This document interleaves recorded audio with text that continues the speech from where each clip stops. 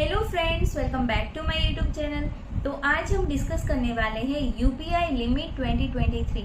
मतलब आप एक साल में यूपीआई से कितना रुपीस सेंड और रिसीव करें ताकि आपको इनकम टैक्स नोटिस न आए। पूरा ही डिटेल में इस वीडियो में जानेंगे।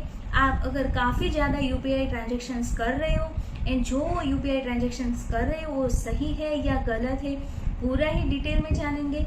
और अगर आप काफ़ी ज़्यादा यूपीआई ट्रांजेक्शन्स करते हो तो आपको जानना बहुत ही ज़रूरी है कि इनकम टैक्स रूल के हिसाब से क्या है यूपीआई ट्रांजेक्शन्स लिमिट। पूरा ही अपडेटेड इन्फॉर्मेशन जानेंगे। वीडियो बहुत ही इंफॉर्मेटिव होने वाला है, तो बने रहे अंत तक। और क्विक नोट, अगर आपने अभी तक मेरे चैनल को सब्सक्राइब नहीं किया है तो मेरे चैनल को आप सब्सक्राइब कर लीजिए ऐसे यूजफुल वीडियोस के लिए। तो आइए चलो स्टार्ट करते हैं। तो यहाँ पे फर्स्ट ऑफ ऑल थोड़ा बहुत बैकग्राउंड जान लेते हैं। यहाँ पे ऐसा है कि बहुत सारे लोग नॉर्मली यूपीआई से पेमेंट सेंड और रिसीव करते रहते हैं। फॉर एग्जांपल, किसी को पेमेंट करना है तो क्या होता है, 2 पर्सन का ट्रांजेक्शन है, उसमें तीसरा पर्सन एंटर होता है एंड देन वो मीडिएटर रहता है। किसी एक पर्सन को दूसरे पर्सन को पेमेंट करना है तो उस केस में क्या होता है, पहले खुद के अकाउंट में लेते हैं third person and then transfer करता है किसी भी मोड में, मतलब कैश भी दे सकता है और यूपीआई से भी पेमेंट करते हैं। और यहाँ पे यूपीआई से ये भी बहुत सारे ट्रांजेक्शन्स होते हैं कि किसी थर्ड पर्सन के बिहाफ में भी पेमेंट करते रहते हैं। ऐसे नंबर ऑफ यूपीआई से ट्रांजेक्शन्स करते रहते हैं नॉर्मली सभी लोग। तो यहाँ पे ये जो ट्रांजेक्शन्स हो रहे वो नॉर्मली क्यों हो रहे, वो आइडर फॉर हो सकता है इंसेंटिव के लिए और रिवॉर्ड्स के लिए। ऐसा भी हो सकता है उनको उसमें से 1 या 2% के हिसाब से कमीशन मिल रहा हो।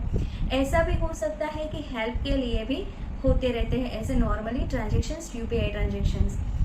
बट यहाँ पे आपको ये जानना वेरी इंपॉर्टेंट है, आप जो ऐसे किसी भी रीज़न की वजह से ऐसे यूपीआई ट्रांजेक्शन्स जो करते रहते हो, यूपीआई ट्रांजेक्शन्स आप जैसे कि गूगल पे से, फ़ोन पे से, पेटीएम से कुछ ना कुछ जो ट्रांजेक्शन्स करते रहते हो और उसमें कोई रीज़न नहीं है, आप अननेसेसरी पर्पस के लिए अगर करते रहते हो तो ऐसे वाले ट्रांजेक्शन से वो आपको फंसा सकते हैं। मतलब आप उस ट्रांजेक्शन से फंस सकते हो क्योंकि आप नहीं जानते हो कि आपके ऊपर इनकम टैक्स एंड जीएसटी का क्या इफेक्ट आएगा। वेरी इंपॉर्टेंट है, इनकम टैक्स एंड जीएसटी को अकॉर्डिंग कोई लिमिट नहीं दी गई है डायरेक्टली, बट इनडायरेक्टली आपके ऊपर बहुत ही ज़्यादा एक नज़र रखी गई है by income tax and GST department. तो हम आगे वीडियो में पूरा ही डिटेल में जानने वाले हैं क्या है लिमिट, क्या है प्रोज कॉन्स, कॉन्सिक्वेंसेस, क्या है सॉल्यूशंस, पूरा ही डिटेल में जानेंगे। तो मैं हर बार रिक्वेस्ट करती हूँ वैसे ही आप वीडियो को लास्ट तक देखें ताकि आपको पूरा ही नॉलेज मिल सके। तो यहाँ पे फर्स्ट ऑफ ऑल जान लेते हैं कि इनकम टैक्स के अकॉर्डिंग एंड जीएसटी के अकॉर्डिंग यूपीआई ट्रांजेक्शन्स लिमिट क्या है। तो यहाँ पे as per income tax and GST के अकॉर्डिंग यूपीआई ट्रांजेक्शन्स के लिए पेमेंट और रिसीव करने के लिए कोई लिमिट नहीं है। मतलब आप कितना भी अमाउंट यूपीआई ट्रांजेक्शन्स से पेमेंट और रिसीव कर सकते हो, यानी कि सेंड और रिसीव कर सकते हो। बट यहाँ पे मोर इम्पॉर्टेंट बात आ जाती है, वो है रिसिप्ट की।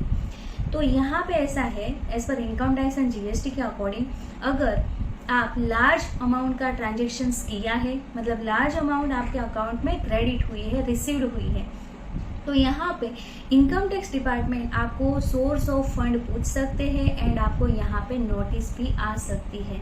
तो यहाँ पे आपको क्वेश्चन होगा कि इनकम टैक्स डिपार्टमेंट को कैसे पता चलता है।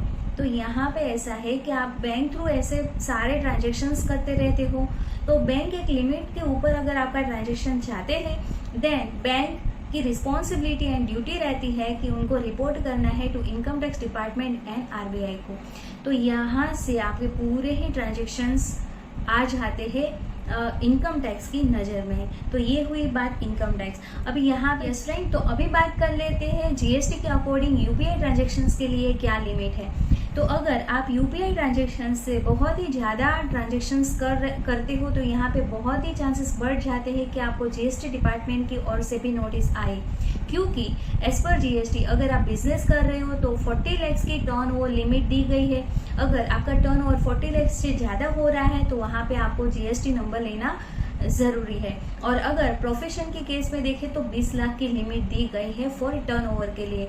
तो यहाँ पे पूरे ही अगर आपका टर्नओवर 40 लाख और 20 लाख से अगर एक्सीड होता है तो यहाँ पे आपको जीएसटी का भी पूरा कंप्लायंस करना पड़ेगा, क्योंकि यहाँ पे जो ये लिमिट है वो टर्नओवर की देखी जाएगी, ना कि आपकी प्रॉफिट की। क्योंकि यहाँ पे क्या होता है, आप अगर कमीशन के बेसिस पे, हम पूरा ही आगे देखने वाले हैं कि कमीशन के हिसाब से क्या होता है और टर्नओवर में क्या पूरा कैलकुलेशन रहता है। तो ये बात हुई जीएसटी की।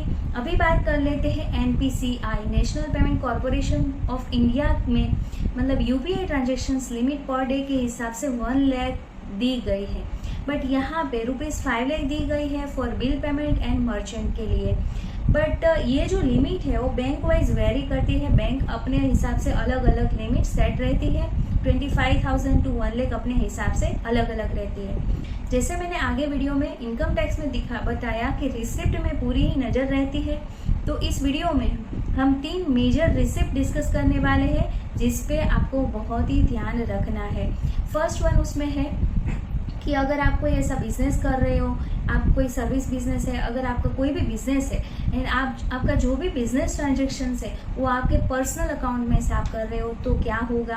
आप family transfer, self account transfer करते रहते हो यूपीआई से, मतलब family account and self account खुद के ही 2, 3, 4 अकाउंट है और एक अकाउंट से दूसरा अकाउंट, दूसरे से तीसरा, वैसे आप यूपीआई से ट्रांजैक्शंस करते रहते हो। देन थर्ड वन है, आप यूपीआई ट्रांजैक्शंस करते हो किसके लिए, रिवॉर्ड, कैशबैक और हेल्प के लिए करते हो। तो ये 3 तरह से अगर आपके अकाउंट में यूपीआई से रिसिप्ट आ रही है तो इसमें आपको क्या ध्यान रखना है। तो उसमें फर्स्ट वन है कि अगर आप कोई ऐसा बिजनेस कर रहे हो, आपका सर्विस बिजनेस है, आप कोई शॉप चला रहे हो और वो जो भी बिजनेस ट्रांजेक्शन्स है वो आप अपने पर्सनल अकाउंट से कर रहे हो। मतलब यहाँ पे से फॉर एग्जांपल कि आप कोई एक शॉप है और आपका जो सेल्स है उसका पैसा आपको नॉर्मली तो कैश में मिलता है, बट थोड़े बहुत ट्रांजेक्शन्स अगर आपको आपके सेविंग अकाउंट में उसके रूट होते हैं बिजनेस अकाउंट के, तो यहाँ पे आपको मेरे हिसाब से तो टेंशन की बात नहीं है। बट अगर आपके ज़्यादा ट्रांजेक्शन है बिजनेस के एंड वो आप रूट कर रहे हो थ्रू आपके सेविंग अकाउंट पे, तो यहाँ पे मेरा सजेशन है कि आपको ये जो आपके ट्रांजेक्शन्स है उसको सेपरेट करने की ज़रूरत है। मतलब बिजनेस के ट्रांजेक्शन अपने करंट अकाउंट में एंड आपके जो पर्सनल ट्रांजेक्शन है वो आपके सेविंग अकाउंट में। तो यहाँ पे आपको आपके बिजनेस के लिए करंट अकाउंट ओपन करवाना है एंड उसी के थ्रू आपके पूरे ही ट्रांजेक्शन्स का रिकॉर्ड मेंटेन करना है। सेकेंड वन है कि आप अगर family transfer, self account transfer या यूपीआई फॉर हेल्प के लिए कर रहे हो, ये पूरा ही यूपीआई ट्रांजेक्शन है जिससे आपकी कोई इनकम नहीं होती है। बट यहाँ पे क्या होता है, नंबर ऑफ ट्रांजेक्शन्स आपके बैंक में ज़्यादा हो जाते हैं, आप अपने एक अकाउंट से दूसरे अकाउंट में या फैमिली ट्रांसफ़र करते रहते हो, तो यहाँ पे आपकी कोई इनकम तो डायरेक्टली नहीं हो रही है but number of transactions bank में ज़्यादा हो रहा है, तो यहाँ पे बैंक आपका अकाउंट सस्पिशियस मान के फ्रीज कर सकते हैं। तो यहाँ पे क्या आपकी रिस्पॉन्सिबिलिटी रहेगी कि आपको केवाईसी करके आपको आपका अकाउंट है उसको एक्टिवेट करवाना रहता है। यहाँ पे आपको इनकम नज़रिए से नहीं बट यहाँ पे बैंकिंग के जो ट्रांजेक्शन्स है उसका वॉल्यूम देख के पूरा ही देखना है। थर्ड वन वेरी इंपॉर्टेंट है, ध्यान से देखिएगा। इसमें ऐसा है कि आप अगर यूपीआई करते हो फॉर रिवॉर्ड और कैशबैक और फॉर हेल्प के लिए, तो यहाँ पे क्या होता है, आपको 1 या 2% हिसाब से कमीशन मिलता है। मतलब आप ये 1 या 2% कमीशन के लिए पूरा ही ट्रांजेक्शन्स करते हो। फॉर एग्जाम्पल आपने 1 लाख रुपीज़ का ट्रांजेक्शन्स किया, उसमें आपको 2% के हिसाब से ₹2000 का कमीशन मिला। आप ऐसे ही नंबर ऑफ ट्रांजेक्शन्स करते हो एंड आपका जो ट्रांजेक्शन्स का टर्नओवर है और ₹10 लाख हो जाता है, देन यहाँ पे आपको कमीशन मिला 2 लाख। यहाँ तक तो कोई इश्यू नहीं है, बट प्रॉब्लम कब आती है, प्रॉब्लम यहाँ पे आती है कि आपकी 2 लाख की कमीशन की इनकम हुई है एंड आपने इनकम टैक्स रिटर्न फाइल नहीं किया है क्योंकि आपकी इनकम 2.5 लाख से कम है एंड आपने इनकम टैक्स भी नहीं पे किया है क्योंकि 5 लाख से भी इनकम कम है। तो यहाँ पे आपको ये ध्यान में रखना है कि जीएसटी में एंड इनकम टैक्स में आपका टर्नओवर देखा जाएगा, ना कि मतलब वो वहाँ पे ऐसा नहीं समझेंगे कि ये जो ट्रांजेक्शन हुआ है उसमें से तो इनको तो ओनली 2 लाख की इनकम हुई है। यहाँ पे पूरा टर्नओवर देखा जाएगा। ये जो है इसको पूरा एक एग्जाम्पल और समराइज वे में समझते हैं। हम वही एग्जाम्पल कंटिन्यू करते हैं कि आपने जो ट्रांजेक्शन्स किया वो 10 लाख का हो गया है और उसमें आपको कमीशन मिला है ₹2 लाख। जो कमीशन 2 लाख का मिला है, तो यहाँ पे सिचुएशन आई थी कि आपने इनकम टैक्स रिटर्न भी फाइल नहीं किया है, टैक्स भी नहीं भरा है। अब आपके तरफ से तो सही हो कि आपकी जो इनकम है वो बिलो एग्जेम्पशन लिमिट है, बट इनकम टैक्स के हिसाब से आपका टर्नओवर देखा जाएगा और वहाँ पे आपको नोटिस में इंटीमेट करा जाएगा कि आपको 6 और 8% के हिसाब से जो भी एप्लीकेबल है उसके हिसाब से आपको प्रॉफिट दिखाना है। मतलब यहाँ पे 10 लाख का 6%, 6 लाख और 8 लाख के हिसाब से आपको प्रॉफिट दिखा के आपको इनकम टैक्स रिटर्न फाइल करना है। बट यहाँ पे ये भी हो सकता है कि अगर आपको ये परसेंटेज से कम अगर प्रॉफिट दिखाना है तो आपको यहाँ पे टैक्स ऑडिट की भी, मतलब यहाँ पे आपको ऑडिट की भी प्रोविजन लग सकती है। और जीएसटी की बात करें तो यहाँ पे आपका टर्नओवर 40 लाख से ज़्यादा हो रहा है तो यहाँ पे जीएसटी की रजिस्ट्रेशन लायबिलिटी भी आ जाती है, जीएसटी भी पे करना आ जाता है। तो इतने सारे कॉम्प्लिकेटेड यहाँ पे प्रॉब्लम्स आ सकते हैं। तो ये सारे प्रॉब्लम्स से बचने के लिए मेरा सजेशन ऐसा है कि आपका जो भी बिजनेस का ट्रांजेक्शन है उसको आप अलग रखो, आपके पर्सनल ट्रांजेक्शन है उसको अलग रखो, आप proper income tax return file करो। जो भी आपका रिसीव्ड और पेमेंट यूपीआई से पूरा ही हुआ है उसका पूरा रिकॉर्ड मेंटेन रखो। अगर आप पूरा ही प्रॉपर रिकॉर्ड रखोगे, डॉक्यूमेंट पूरा ही रखोगे एंड देन अगर आपको नोटिस भी अगर आई है देन आप प्रॉपर उसको रिप्लाई भी कर सको। तो यहाँ पे proper filing of income tax return more important है। आपको डॉक्यूमेंट भी प्रॉपर रखना है एंड आपके जो भी ट्रांजेक्शन है उसको सेपरेट करना है, बिजनेस एंड पर्सनल के अलग अलग ट्रांजेक्शन करना है।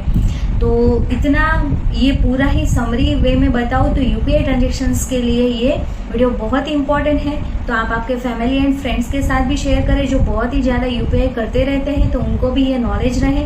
अगर आपको कोई भी क्वेरी है देन जरूर आप मुझे कमेंट करके पूछ सकते हो। अभी मिलते हैं नेक्स्ट वीडियो में। Till then stay healthy, stay wealthy. Thank you for watching. Thank you.